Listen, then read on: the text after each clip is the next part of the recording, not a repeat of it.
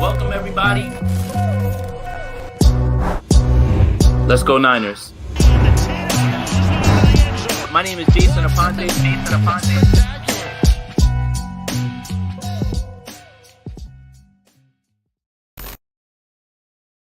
What's up, 49ers faithful? A little bit earlier than usual. We're calling this the 49ers morning/midday report. It's 11 o'clock on the East Coast, 8 o'clock on the West Coast. I am Jason Aponte.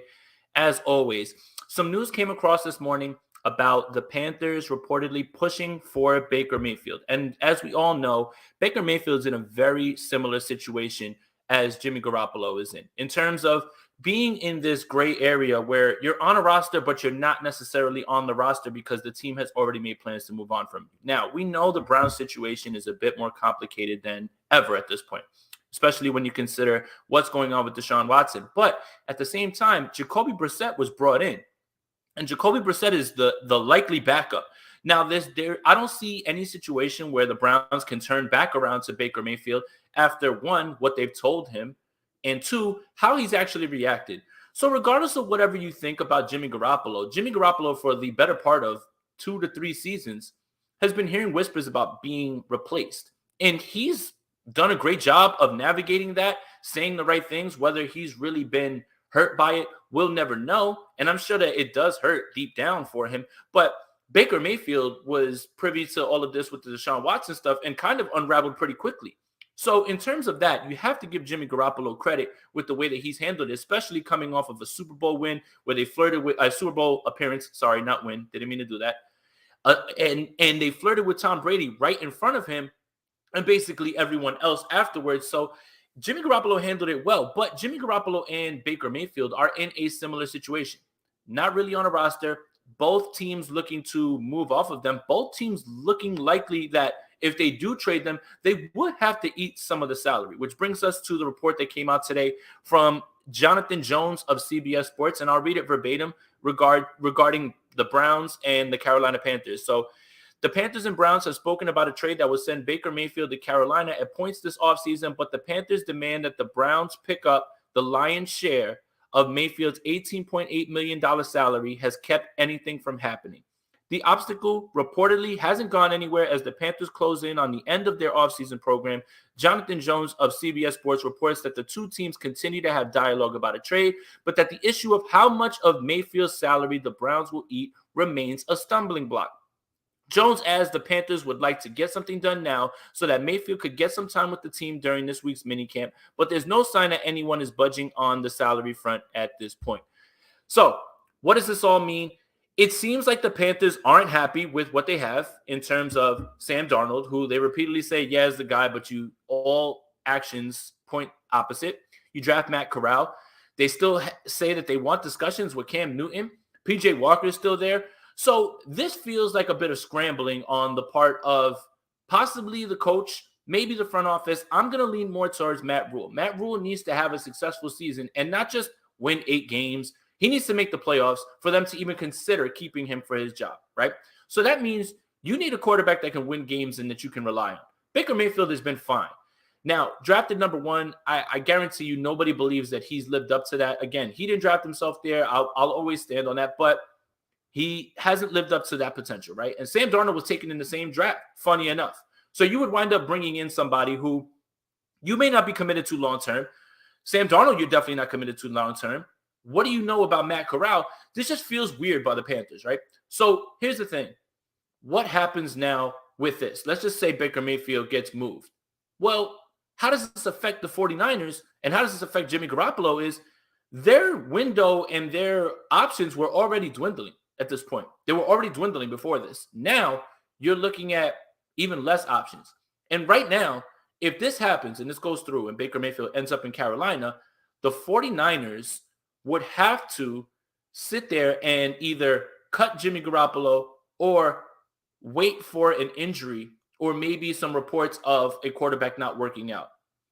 That isn't always, a sound way to do things because I don't want to say you're hoping for an injury, but you're kind of hoping that, not hoping, you're waiting to see if maybe somebody comes to camp, maybe he's out of shape, the team's not feeling him, maybe he gets injured, maybe you need a guy who can actually step in and win games. that's kind of what you're waiting for at this point. Or you're holding on to him, and then if you cut Jimmy Garoppolo, I guarantee you I know one team that's probably going to step right up for his services, probably the Seattle Seahawks. Now, a lot of 49er fans will sit there and say, well, I don't care. Let him go over there. We know him very well. We'll take care of that. I don't know about that, but I do know that the options right now are dwindling, especially if this Carolina Panthers Baker Mayfield domino falls. That's the part that kind of makes this all uneasy. And right now, what's going on with Jimmy Garoppolo has so much to do with the surgery. Teams are not going to trade for Jimmy Garoppolo, even when he was healthy. Even when he was healthy, ready to go. Teams were not going to trade for Jimmy Garoppolo at that salary. So the 49ers likely were going to have to eat some of that salary to move on from him. But now, with this surgery, people are going to have to see Jimmy Garoppolo throw the football. As I spoke to the doc a few episodes back, if you guys didn't get a chance to check that out from 95.7, he talked about this specific injury being tough on a guy like Jimmy Garoppolo because of how he wins throwing the football. He doesn't have a rocket down the field like Aaron Rodgers, Josh Allen, Patrick Mahomes, because those guys would get traded for immediately because they win in different ways. Jimmy has to win with precise passing in the intermediate. Now, the one thing that he said that surgery does, it zaps the accuracy from his throws. Now, if Jimmy's not accurate in the intermediate area, no one's going to trade for that until they can see that he can actually do that over and over because he doesn't throw the deep ball. That's not his game. And the funny part is, if you're asking me between Jimmy and Baker, who's a better fit in this Ben McAdoo offense of quick throws and things like that, I would say it's Jimmy. But Baker can fit as well, too. He can fit here, on-time throws, on-schedule throws, quick slants, quick throws, ball gets out fast, things like that. But the question becomes, and I'll go back to this that I spoke about earlier, Jimmy Garoppolo and Baker Mayfield have two different demeanors. Jimmy Garoppolo has been dealing with the replacement rumors the entire time, and he's handled it gracefully. That is one thing I would give that man credit for. Did it hurt him? I'm sure. But he never let anything on in public. Baker Mayfield had to deal with Deshaun Watson rumors for a week or two. He's on a podcast talking about it hurts. I don't want to be here anymore. He's losing it. And it's funny how the Cleveland Browns talked about, and I think there was a report that came out of their building, that they needed a leader of men. Well, I'll tell you this. If you're asking me who would be the better leader, who would be the person that those people look in his eyes and believe in more between Jimmy Garoppolo and Baker Mayfield, I think it's Jimmy Garoppolo hands down. I mean, the idea of Baker Mayfield even going to Carolina had Robbie Anderson sending out tweets like, oh, hell no, and I'm thinking about retiring and things like that. So in terms of that, it's really strange because what is the goal here for the Panthers? You're going to move for Baker Mayfield, let's say, for whatever it is. And what, not bring him back and go to Matt Corral next year? Baker Mayfield isn't going to move the needle from whatever, how many wins you believe that the Panthers are going to have. Let's say the Panthers are going to have, in your mind, 6 wins, 7 wins. Baker Mayfield doesn't make them a 10-win team. Baker Mayfield makes them an 8-win team, maybe a 9-win team. Might not be enough to get in the playoffs. Same thing with Jimmy Garoppolo, to be honest. So it's strange to me. This feels more like a move by Matt Rule trying to save his job, but it's not the most ideal fit in terms of what is the goal here. I understand that the division that they're in is kind of weak at this point. The Saints are a borderline playoff team. The Bucs, we know, are a top team, but then the Falcons and the Panthers. So what's the end goal here with this Jimmy Garoppolo, Baker Mayfield thing? And anybody that moves for Jimmy Garoppolo, anybody who moves for Baker Mayfield is going to be moving for a guy who you need that team to pick up their money, but maybe one more win. And I don't know if that's enough for Matt Rule to have that happen and keep his job. I don't think that that's enough because this feels like a power move. So shout out to everybody who's in here. Appreciate you guys joining me early on the West Coast. Shout out to everybody in here. Hit that like button, hit that subscribe button, hit that notification bell for when we go live. This is going to be something that I'm going to try to do. If there is news, this news with Baker Mayfield and the Panthers directly affects Jimmy Garoppolo and the 49ers and their options, because I think in the back of all 49ers minds was, hey, when Jimmy Garoppolo can actually pass a physical, the Panthers feel like a good fit, especially when you consider what I talked about in Ben McAdoo's offense. I think he would fit quickly there, and it would be a nice upgrade for my guy DJ Moore, who has 1,000 yards his first 3 seasons, 1,200 yards but it has never really had stable, competent quarterback play. But then it all boils down to who's really a leader, who would rally those guys. I don't know if Baker has that demeanor. I think he's kind of put out there this reputation of being a little hot-headed, maybe a little immature. But at the same time, this is the report that's coming out, is that the Carolina Panthers are being more aggressive in their pursuit. The only thing that's really holding it up is, will the Cleveland Browns eat some of his salary? And if you're wondering what's going on with Deshaun Watson's guaranteed money for his first year is $1 million. So they're not on the hook for a large amount of money. Right now, Baker Mayfield is the most expensive quarterback on their roster. I don't know how much the Panthers would ask him to eat, but they're not exactly spending a ton of money at the quarterback position, because the way they do things, and at first glance, it probably looked like, man, they gave Deshaun Watson $1 million because they knew he was going to get suspended. But if you look at Myles Garrett's extension and Nick Chubb's extension and other guys, you'll see the first year is like $1 million down the line. Does it look precarious? Does it look suspicious because it's Deshaun Watson? For sure. But at the same time, that's kind of how they do business, because then they're able to spread that money out further. So they're not really paying much for the quarterback position at this point. So how much of this would they have to eat? How much of Jimmy Garoppolo's salary would they have to eat? So I don't know what's going on when it comes to all of those things. I just know that the options are still dwindling at this point. Now, it comes down to, and Kyle Shanahan talked about this, if Jimmy's at training camp, would you expect him to compete? And he said yes, but they still are in active talks to trade him, or that's the goal, is to trade him. I think when Kyle Shanahan said that, he said that just basically covering all his bases. That's it. And I think that that's probably smart. Never really want to speak in absolutes or definitives, especially with how crazy all of this has gone. The surgery kind of caught the team off guard. So I don't know. You know, how much are they going to eat? Do they even feel good enough to just cut Jimmy and let's see who, because there's not really many spots for him to start. You may believe that Jimmy Garoppolo is better than a certain quarterback, and you could be right, but a team will have plans, and that doesn't necessarily mean that Jimmy could start for them. I'll give you an example. The New York Giants. I think we all can agree, Jimmy Garoppolo is better than Daniel Jones. But you have to see what Daniel Jones is. And that's why he wouldn't start over Daniel Jones, is because they have a plan. And they're trying to see what that is. And if he's not the guy, then the next year they're going to go into the draft, or they're going to explore the options of whoever's available via trade or free agency.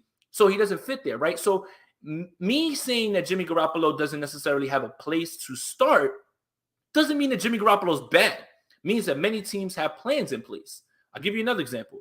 The New York Jets. You could say right now, and let's say the New York Jets, is he better than Zach Wilson?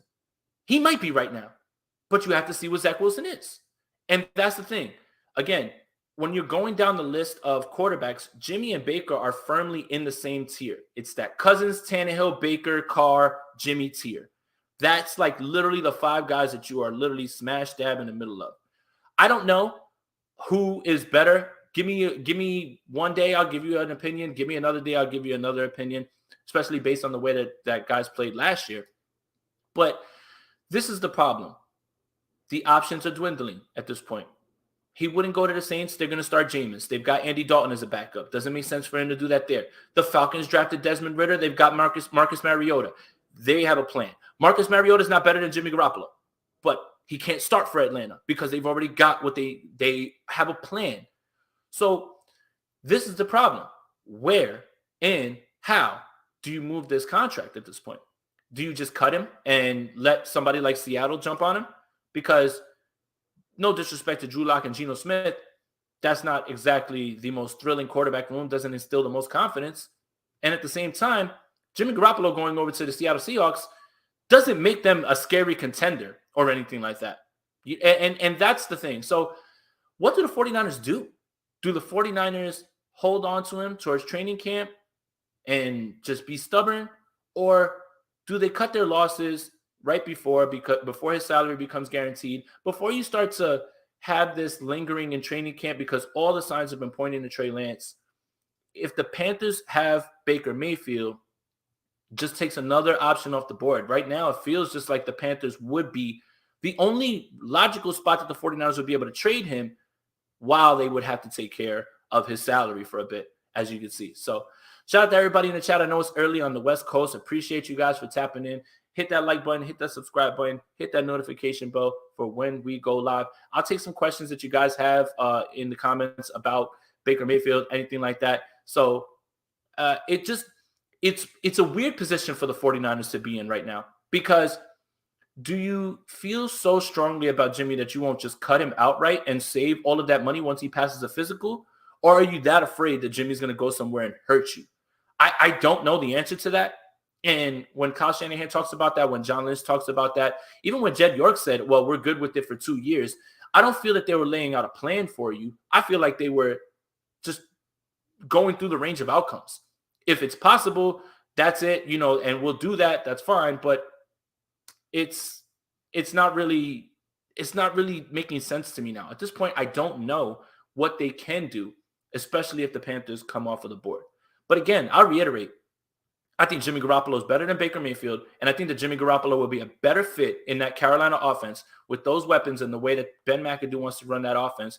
We got a really good glimpse of Ben McAdoo in New York with the Giants, kind of why him and Eli didn't mesh. He wanted Eli to have more timing throws that are intermediate, things like that. Eli wants to throw that thing down the field. It just didn't work. They did make the playoffs and made it work for a little bit, but that's the offense that they want to run. They want to run that offense, and Jimmy's got a clean bill of health. Jimmy's the guy. I would say Jimmy's much better than Baker Mayfield. That's not me trying to trade Jimmy or trying to pump up his value, because let's face it, the Panthers aren't watching this right now. Are you? If you are, Jimmy Garoppolo is a leader of men, and that guy can sling that thing. So let's see. Troy, our Yankees are unstoppable for sure, man. But we're not here for baseball. Sergeant Bubbly asks, Jason, do you think the Browns are now a destination for Jimmy because of Watson's suspension? I don't, in my opinion, just because Jacoby Brissett was brought in so quickly right after the Deshaun Watson thing, which made me believe that they were moving on from Baker Mayfield. Why take on that extra salary when you're trying to dump Baker's salary? And I think they feel comfortable with Brissett for however long Deshaun Watson goes. Now, maybe are the Browns more inclined to go after Jimmy if they have a sense that this suspension is going to be much larger because of new information? I'll be honest with you. I thought it was going to be an 8-game suspension that he would appeal down to 6. In light of new evidence, this looks like a lengthy ban. Whether it would be a year, whether it's 2 years, that team, they'll win a few games with Jacoby Brissett, but they've got a loaded roster. So maybe in that way, but I do think that they're kind of safe with Jacoby Brissett, and they feel that way about him. But if they want Jimmy, then what do they do with Baker? That's the hard part. That's the part that is not really making sense in my mind. But maybe it depends. If this Deshaun Watson suspension comes down in the next, let's say, few days, maybe in a week or two, since the NFL said they're concluding their investigation, I'm sure that they can't conclude it now that we know the number of young women that were affected by Deshaun Watson, then we will find out. But as of right now, it's looking like a lengthy suspension. I can't see how they could see themselves clear of not saying, hey, at least a whole year, especially with all the new information that's coming out. So, Mark, what is worst case scenario for 49ers cap-wise with Jimmy G? Worst case scenario is keeping him for that money and having that money guaranteed. Best case right now, even without him passing a physical, is if they cut him, then they owe him $7 million. So you're getting $21 million off the books, which there's no real premium free agents that they can go out there and get and sign. But you do keep that available. And what I've been kind of saying about having that money is, hey, halfway through the season, maybe you go and you make a move and trade for somebody who has a large salary that's expiring for the 1 year, and you help make a run at the Super Bowl if you feel like you're that type of team. So that's the worst case scenario. The best case scenario is Jimmy passes a physical, they cut him, and they get the $28 million completely off. $7 million is not peanuts for the cap. So that could go a long way, signing Deebo Samuel, signing Nick Bosa, possibly keeping the team open during the season for a trade halfway. So shout out to Bryant, member, Spicy Squad, let's go. Charmin Boy says, at this point, keep him or cut him before week 1, barring any quarterback injury on the team, unless someone else trade. And I think that's another thing they're probably looking at, right? God forbid something happens to Trey, and hey, you know what? It's not a bad idea to turn it over to Jimmy. Look, no disrespect to Nate Sudfeld, but if that was the doomsday scenario where Trey Lance gets injured or something like that, Jimmy wouldn't be bad to run it back with at all. So, Aloha Smitty says, I still feel New York Giants a spot for Jimmy G. Jones is on shaky ground. I I agree he's on shaky ground. They didn't pick his fifth-year option, but the idea that they brought Brian Daboll over from Buffalo, who's largely credited with Josh Allen's growth, I think that's kind of why they'll stick with him, because they want to see what he can do with Daniel Jones. And then if it doesn't work and they feel like they have to move on, they have no ties, they don't owe him any money, and they can start over with the new regime. So that's the only reason that I have pushed back with the Jimmy G thing. It's just they're not trying to be a playoff team this year. What they're trying to do is evaluate Daniel Jones, evaluate this roster, evaluate the culture that they're trying to build, because they're just getting away from, Jason Garrett and Joe Judge and all those guys as well too. So straighten out our empire. J.A., pack the fan bam and relocate to the West Coast. We need new blood covering the 49ers. Man, I just moved close to MetLife, so it's going to be tough. It's going to be a tough sell. So I appreciate you, though, bro. As always, man, checking in. Shout out to the Spicy Squad. Whoever gets Baker will be the steal of a century. I mean, I guess we could talk about that. I don't think that Baker is necessarily a bad quarterback. I just think that he's a quarterback who needs play action, needs defined reads at times, and that's many quarterbacks. So I don't know about steal of the century, but I do think that there is, in the right scenario, with the right coach, the right system. I mean, look how long it took Alex Smith to really bloom, and it took Jim Harbaugh and then him going to Andy Reid for him to be very, very solid. He was the number 1 overall pick too. Was he? I think he was, if I'm not mistaken. But with Baker, I don't, I don't know, man. I can see the untapped potential. Like, he can do a little bit more. There's still one more gear to him, but what does that gear look like? It's not necessarily like this over-the-top guy. It's going to be the best version of him, which is a very solid quarterback. So, yeah. Let's see. When is your next show with Grant? Not sure. He's got to ask me, but all love and respect to him, man.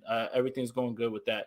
Luke says, could we sign a JC Treader? I thought so. I really did think so.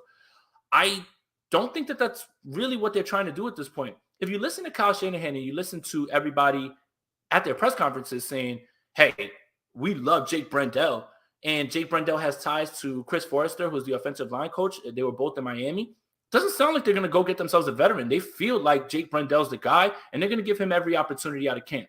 Now, is J.C. Treader a fallback option if maybe you get to training camp and you realize, I don't know about Brendel. This isn't necessarily working out, especially when he's going to get to go against that pass rush, which is going to be so fierce for the 49ers. It's always going to be an option there, and J.C. Treader never misses games. He never practices, but he never misses games. And that's the thing. He's a Sunday player. He's got knee issues, so maybe the 49ers are getting away from that, because if they can groom their guy and be solid and be good with a guy in their building, as opposed to going for a veteran who, if he's injured, then all of a sudden you have to start it over again. You see what this offense looks like when there's no solid center, right?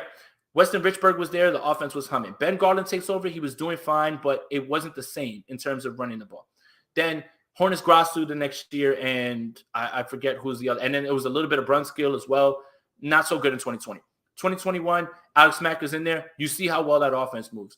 Usually Kyle likes veteran centers, and that's where J.C. Treader falls into. But there's something about the way they've been talking about Jake Brendel that leads me to believe that he's going to be the center week 1, definitely going into training camp, especially when you consider his ties to Chris Forrester, how many reps he's taken with Trey Lance, and how much they just talk so well about him. And he was the backup last year. I mean, Trent Williams was talking really great about him. So was Kyle. So I really do think they're going to give it to Jake Brendel, but J.C. Treader is a nice backup plan, I think. Mark Gray says, if no trade for Jimmy, do you see the 49ers keeping Jimmy through preseason and cutting them if no injury to Trey? That's a possibility. The contract that Jimmy has, here's the only thing that would scare me about that and about bringing Jimmy to camp. If he gets injured, his contract becomes fully guaranteed. Let's say he's out there and he's just messing around and he, tears his ACL. Well, now you're on the hook for the whole contract. At this point, you really have to rip the Band-Aid off, because you can't play it both ways, and that's a dangerous game that you're playing, because if, God forbid, something happens to Jimmy, now you owe him that money, and now you can't trade him at all, and you're just going to get your third-round comp pick for him when he walks next year. So it's a little – and let's not also dispute or discount the locker room issue with this, with leaving Jimmy Garoppolo on this roster for so many guys who love him, and all they do is effuse praise on him, and he's a leader. I understand they're saying they haven't spoken to him. One, he's not necessarily on the team. Two, he's rehabbing, so I don't really read too much into that, other than He's a guy who is just doing his own thing, but he can't touch the field anymore for this team because if he does get injured, now he's on the hook for the money, and all you were doing was waiting for someone else to get injured to try and move him. So this is going to become more of a push come to shove scenario sooner than later, unless the 49ers find a trade partner or unless the 49ers find a team that is not at all happy with their quarterback and would take Jimmy Garoppolo with the 49ers eating some of this salary that he has. So let's see. Jimmy should not touch a Niner field again. Sorry, but don't let the door hit you on the way out. Yeah, it's done. I think at this point, I just think that it would be best for everybody. It's a clean break. It's like that relationship that you had with your significant other. I love you, but I need you to move on. We need to move on. We're better apart. And I think that's kind of where they are at this point. Kyle, how do I become famous like you? Kyle, I am not famous, man. I went to go buy a Red Bull at the store and they said $10 minimum for using a debit card. Does that sound like somebody who was famous to you? They would have just let that go if I was famous. So I'm just a regular guy, man. Let's see. Drunken Master, don't cut Jimmy G. Pete Carroll will pick him up, trade for picks. See, that's the one, I guess that's the concern, right? Like that Kyle and John Lynch have. The problem is it takes two to trade, Drunken Master. So you've got to have a team that's actually going to trade picks for him. And I don't know who that is at this point. It's hard when you look through the other 29 teams that to find a place that, one, has room for him, two, isn't disrupting any sort of plan going forward with their team, and three, wants to actually trade draft picks for a guy who isn't healthy right now, so he'd have to pass a physical, and is often injured. He was injured last year. He was injured in 2020. 2019, he wasn't. 2018, he was injured. That's the problem. And I think that, yes, the 49ers are holding out hope that a team sends picks, but you need that other team to get engaged when it comes to this. That's the issue more than anything. And when you look around at the league, there's not many spots for him. The only other place that I could think of, and they would be disrupting their plan, is Houston. Davis Mills was the second best rookie quarterback last year. And Nick Caserio was the one who drafted him in New England. He's over there now. But do you disrupt your plans with Davis Mills and let him develop, because he had a very solid season, for Jimmy Garoppolo? I don't know. I don't know. And that's the part that, again, if you're asking me, and maybe Nick Caserio loves him more because he did draft him, and maybe he thinks that they can get him moving and they can get him, going in the right direction. For me, I'd rather see what Davis Mills is, because if Davis Mills pans out, you drafted your franchise quarterback in the third round and you have him for little money. So it's really dwindling when it comes down to teams who are actually doing things like that. So, but thank you for your question, bro. Joey says, how are we feeling about Trey staying another week in San Francisco for additional practice? Amazing. It just keeps going with everything that he's been doing in terms of carrying himself and these press conferences, and feels like he's the guy, feels like he knows he's the guy. That's pretty cool. And I think that him looking at the game film, him working and building rapport, how can any of this be perceived as bad? At the same time, if he didn't stay the additional week, I wouldn't have felt any way about it because he didn't have to. But you gotta be juiced if you're a 49er fan, especially in June when we're looking for any sort of optimism, positivity. Way to go. I love it, kid. Yes and no, but if Trey gets hurt, what makes us believe Suggs can lead the team to a few dubs? They can't. And again, maybe they're holding on to Jimmy and in saying that, but you don't want to put that negative energy out in the air. And yes, I agree with you. If, God forbid, something happened to Trey, turn it right back over to Jimmy. Hey, I'm sorry. Just, go win us some games and get us right back in that same position, which we know he can do, especially with the weapons and everything in this offense. So, yeah, it's just a dangerous game. It is. It's just a dangerous game to do that with. You see Shanahan's record with guys like Nick Mullins, CJ Beathard, anybody else that's not Jimmy. And he needs at least somewhat competent level play. And let's face it, Jimmy Garoppolo does that. He doesn't always make the big play when us fans want it. Doesn't always make the big play in certain moments. That's fine. But he does need baseline quarterback play, and at least Jimmy Garoppolo can give him that. So, all right. Kyle says Shanahan was able to win games with Brian Hoyer, Nick Mullins, CJ Beathard. I think they can win games with Sudfeld. You know what? And it's funny because being at training camp last year, Nate Sudfeld actually made some of the best throws. He's a big guy. He knows the offense. I think a lot of people joke around and they're like, well, it's Nate Sudfeld, blah, blah, blah. You never know what will happen with extended playing time. You'll never know what Kyle will be able to cook up for him, especially if the defense is playing well and they're running the ball well. Sudfeld could be all right. So I think that's kind of funny that there's this narrative about Sudfeld. But when you watch him up close, because you haven't had a chance to watch him in games as a 49er, he's actually got some nice throws in the arsenal. He's a big guy and he knows the system. So Ariel, shout out to him. He's a member of the Spicy Squad. What is your opinion on who will be in our secondary come start of the season? Well, it's Charvarius Ward for sure and Emmanuel Mosley.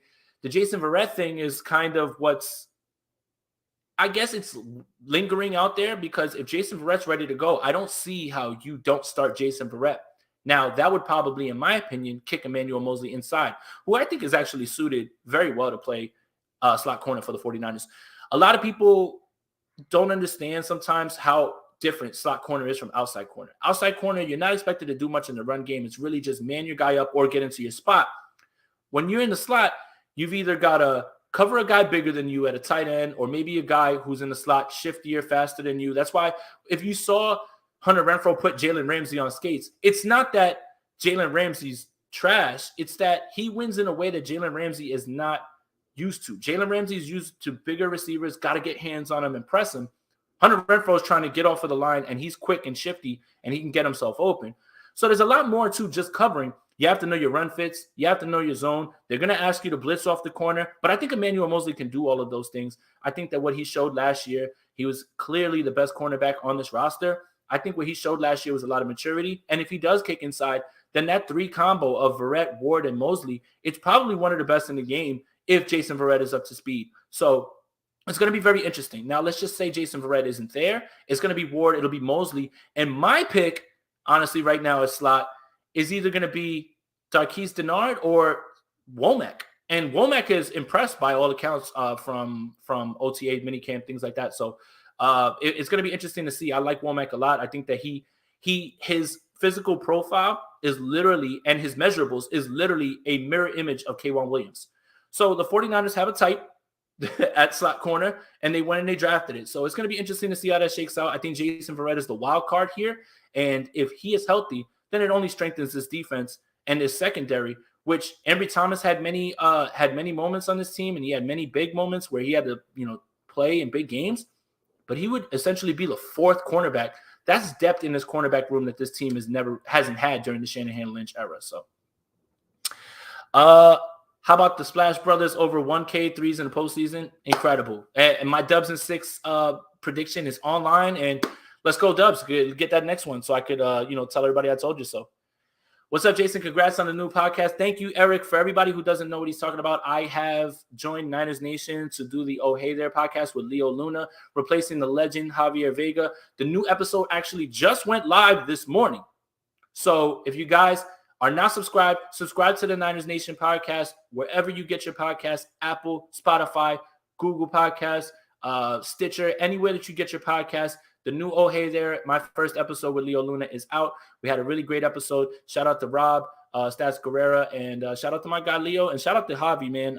Appreciate the opportunity, and good luck in your future endeavors, bro. We all love you. Nate says Mosley was a slot in college. There you go. I agree. Let's see. Leaving, yeah, like Mike Evans. I love Mike Evans, man. And K-Nice, they're going to cut Jimmy. You can't come out and just say that, because any quarterback can get hurt at any time. They're not hurting anything by waiting. Trey knows he's quarterback one. I'm with you on this one. 100% with you. Completely agree. And I think you can't run that risk in any way. So, yeah, it feels like that's going to be the decision they're going to be forced to make, especially when you start to consider the dwindling options if Baker Mayfield ends up in Carolina. So 33 minutes in, make sure you hit that like button. Listen to Ozone, hit that like button, hit that subscribe button, hit that notification bell. If you guys are new here, in the description, you can join the Spicy Squad, which will allow you to call in. We talk about anything that you guys want to talk about at this point, and that'll be set up for during the week. Let's see. My guy Sersky, let's go, man. Cooking in the spaces. Shout out to Sersky. Shout out to Niner Talk, Real Talk, man. You guys subscribe to their channel. Him, Kev, those guys, they do a great job over there. Love that show. What's good, Jason? If Kyle keeps Jimmy and puts him out there due to, God forbid, Trey gets hurt, wouldn't that put Debo in jeopardy of putting him at running back again, knowing that Debo don't want that? That is a very, very good point as well. I think that a lot of what's going on with Debo was, I don't want to carry the ball 16 times. I don't want to continue to put my body through that. Also, I don't want to be used as a running back because I want wide receiver money. And that was something that was floated out there in terms of like a conspiracy theory. But you could tell that that's on Debo's mind. Now, if Jimmy Garoppolo's there, it's going to be the same kind of offense that they were running. So Sersky's right about this. It would put Debo in a spot where he could put up amazing numbers again because of how he's used, and they throw the ball behind the line of scrimmage, and Debo just does his thing and takes it 80 yards, the Jimmy Garoppolo special at times. But this is a really good point. And it's not about Debo not liking Jimmy or, not preferring him over Trey or Trey, anything like that. But it is about his concerns. So how much of that would be with the way that they drafted Ty Davis-Price? That felt like them telling Debo, hey, here's a guy that's going to take some of the punishment for you. Elijah Mitchell is going to be there. You know that Elijah Mitchell can't really handle that workload as he got injured 3-4 times during the season. You have to be able to keep him good. So it's going to be interesting to see how that plays out. But, Sersky, if you weren't here before, I've been saying I think they need to just rip the Band-Aid off and go forward with this. You're already paying Nate Sudfeld backup money. That's guaranteed money. You can't get rid of him. And you keep Brock Purdy on the practice squad. Some people would say that Brock Purdy's QB1. I would say that those people need to find Jesus. But, yeah, if you look at it that way, the 49ers kind of have to rip the Band-Aid off at this point and just make a move for the locker room dynamics. And you don't want to have these sort of issues anymore, especially when everything felt like turning the page. You listen to Jimmy Garoppolo after the NFC Championship game. You listen to his press conference where he says goodbye, thank you to the faithful. He's not speaking to anybody in the building, not Brian Greasy, not George Kittle, any of those guys. It feels like it's done. It's a foregone conclusion. It just hasn't been officially stated. It's like that couple. I'm gonna keep doing the relationship thing. It's like that couple, one sleeping on the couch, one sleeping in the room. You guys know it's over, but nobody's saying it just yet. But you guys feel the vibes, and I think that's kind of where it's going. And I think Trey's already been alerted to the fact that he is the quarterback going forward. So, Leaving asks, how would a team scheme to exploit Hufanga's lack of speed? That's a good question. I mean, you can keep him out of bad situations, keeping him a single high. Jimmy Ward is going to help him a lot, erase a lot of those things. The thing is that there are ways to make up for lack of speed. There's certain safeties that don't have necessarily the straight line speed, anything like that, but you have to play with instinct, and you have to know what defenses are trying to do to you. So if you're in a too high, then you would be more inclined to try Hufanga as opposed to Jimmy Ward.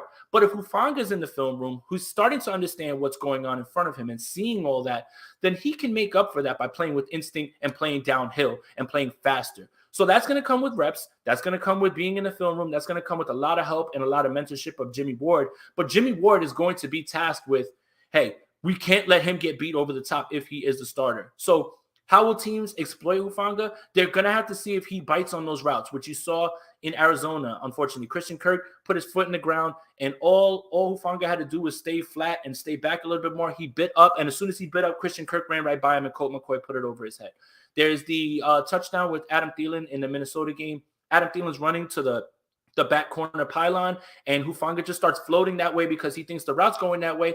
Well, crafty veteran that Adam Thielen is, especially has rapport with Kirk Cousins, he sat that thing down in the middle of the field and he's wide open for a touchdown. So those are all things that he's going to have to learn. But if he wants to make up for the lack of speed that he has, it has to be with playing with instinct, and it has to be with playing downhill and playing fast and not thinking. So there are ways for that to happen.